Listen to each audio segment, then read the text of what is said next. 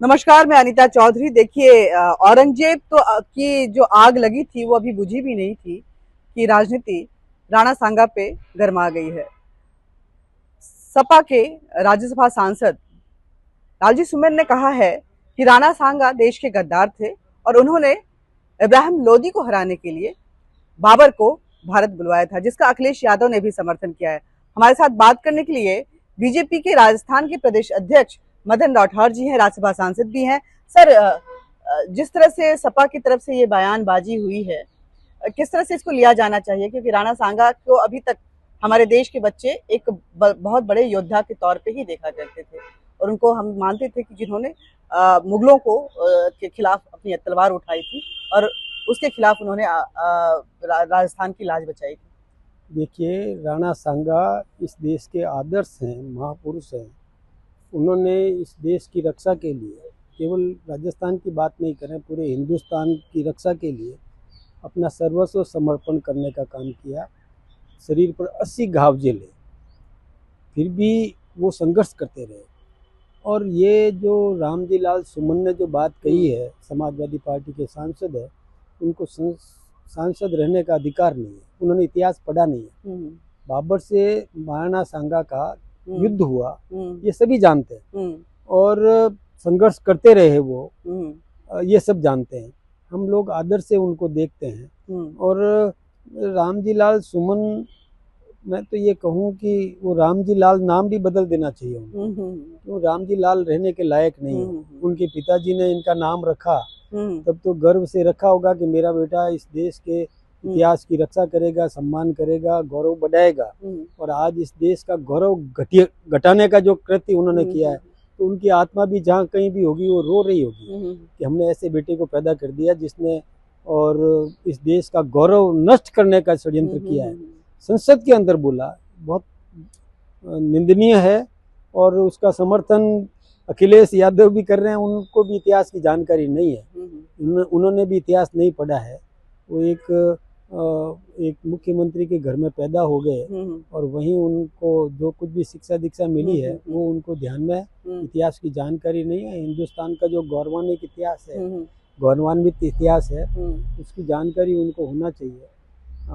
हमारे समाज में जो आदर के पात्र हैं, उनकी मतलब उनके लिए घटिया शब्दों का प्रयोग किया है। हम उनकी निंदा करते हैं। राजस्थान की जनता के लिए किया जाना चाहिए। राजस्थान की जनता के लिए, क्योंकि राजस्थान में जहाँ तक मैंने इतिहास पढ़ा, खासकर मतलब पूरे देश ही राणा सांगा और महाराणा प्रताप को लेकर के गौरवान्वित होता है।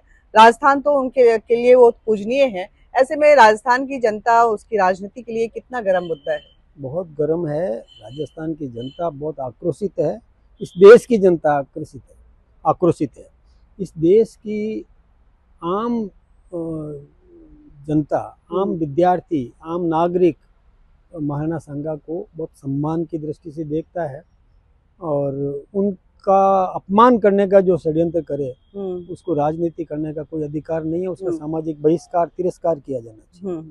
सर, कुछ और भी मुद्दे हैं जो गर्म, जैसे कि महाराष्ट्र में आपने देखा कि औरंगजेब को लेकर के बात औरंगजेब की हो रही थी। क्या औरंगजेब, बाबर इस देश के लिए इतने बड़े मुद्दे हैं जिसको लेकर के इतनी राजनीति होनी चाहिए, या पत्थरबाजी होनी चाहिए, या हमारे सुरक्षा व्यवस्था में लगे लोगों को घायल करने का अधिकार किसी दूसरे समुदाय को होना चाहिए? देखिए, औरंगजेब आतताई था, बाहर से आया था और हिंदुस्तान में लूट मचाई थी, हिंदुस्तान के मंदिरों को तोड़ा, हिंदुस्तान के सम्मान को ठेस पहुंचाने का जो काम किया, जबरन धर्म परिवर्तन करवाने का काम किया, हमारी इस देश की संस्कृति को नष्ट भ्रष्ट करने का जो षड्यंत्र किया, तो उसको हम सम्मानित नहीं कर सकते। उसके सम्मान को बढ़ाने का जो काम करते हैं वो ठीक बात नहीं है। हाँ, हम कहीं कोई उसको माने नहीं माने, हमें कोई दिक्कत नहीं है, लेकिन राष्ट्रीय चरित्र उन लोगों में भी होना चाहिए जो आज कोई भी दूसरा वर्ग भी है, उसमें राष्ट्रभक्ति तो जरूरी है। पूजा पद्धति उनकी कोई भी हो, वो नमाज पढ़े, हमको कोई दिक्कत नहीं है, लेकिन राष्ट्रभक्त रहे, राष्ट्रीय चरित्र रहे, इस देश के कण कण के प्रति आत्मीयता उनकी होनी चाहिए, इस देश के लिए समर्पण का भाव उनके मन में होना चाहिए। तो ये तो मस्ट है। यहाँ का कर- अन्न जल यहाँ का लेते हैं। आप और मुस्लिम समुदाय की बात कर रहे हैं, तो कर्नाटक में एक ऐसा बिल आया है जिसमें मुस्लिम समुदाय को सरकारी टेंडर में 4% आरक्षण देने का प्रावधान रखा गया है, और भी बहुत सारी प्रावधान उसमें दिए गए हैं। डीके शिव कुमार ने कहा है कि मुझे पता है कि ये मामला कोर्ट जा सकता है, लेकिन हम संविधान बदलने को भी तैयार हैं। हाँ, जो आज संसद में भी हुआ, हमारे नेता ने जेपी नड्डा जी ने भी ये कहा कि कांग्रेस के जो खड़गे जी वहाँ विराजमान है वो खुल कर बोले, तो खड़गे जी ने तो कह दिया कि हम संविधान की रक्षा करेंगे, लेकिन उनकी ही सरकार वहाँ पर है जो संविधान को बदलने की बात, संविधान को तोड़ने की बात करती है।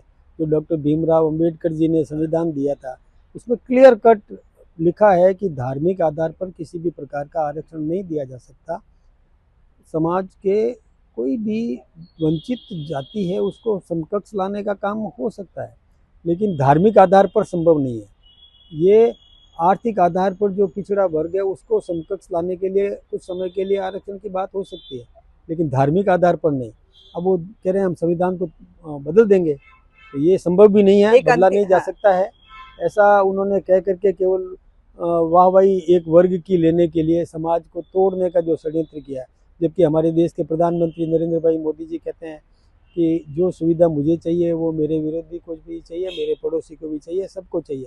हम एक कानून लाने की बात करते हैं, वो समाज में भेद पैदा करने एक अंतिम सवाल डीके शिव कुमार कर रहे हैं कि हमको अगर इसके लिए कॉन्स्टिट्यूशन में बदलाव भी लाना पड़ा तो हम करेंगे, लेकिन वहीं दूसरी तरफ राहुल गांधी ने का कहना है, फिर एक बार उन्होंने कहा है कि बीजेपी से अपने सारे एजेंडे को संविधान लागू करने के लिए संविधान बदल रही है, लोगों का हक मांग रही, संविधान को वो खत्म करना चाहती मूल रूप को, और संविधान बदल के रखना चाहती है। राहुल जी से अपनी पार्टी संभल नहीं रही है।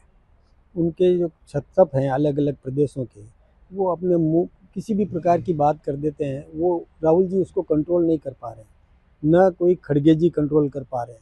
खड़गे जी भी कहते हैं हम संविधान के साथ छेड़खानी नहीं करेंगे, और उन्हीं के एक जहां उनका शासन है उन्हीं के उप मुख्यमंत्री इस प्रकार की बात उन वहाँ के सदन में बोल देते हैं।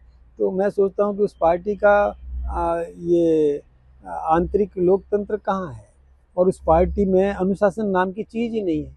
वो कुछ भी कह दे कहीं भी, और उनको हिम्मत नहीं है कि उसको टोक सके, उसको बाहर कर सके, उसको प्रताड़ित कर सके। लेकिन कोई चिंता नहीं, समाज प्रताड़ित कर देगा उनको। जी, बहुत बहुत धन्यवाद आपका। तो देखिए, ये एक बार फिर से देश की राजनीति में बाबर, औरंगजेब और हिंदू राजाओं की जो एक पार्टी है वो लिखी जा रही है। बहुत सारे इलेक्शन भी सामने आने वाले हैं, शायद उसकी पृष्ठभूमि भी तैयार हो रही है। जय हिंद।